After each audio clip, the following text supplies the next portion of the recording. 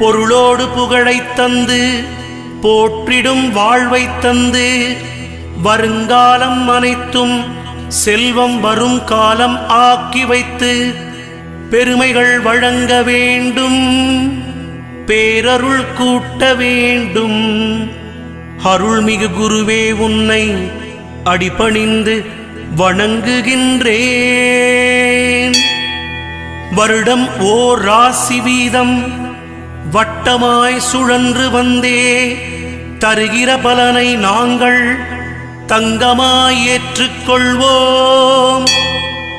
வருகிற நாட்களெல்லாம் வசந்தமாய் மாறுதற்கே அருள் தரும் உனது பார்வை அனுதினம் எமக்கு வேண்டும்.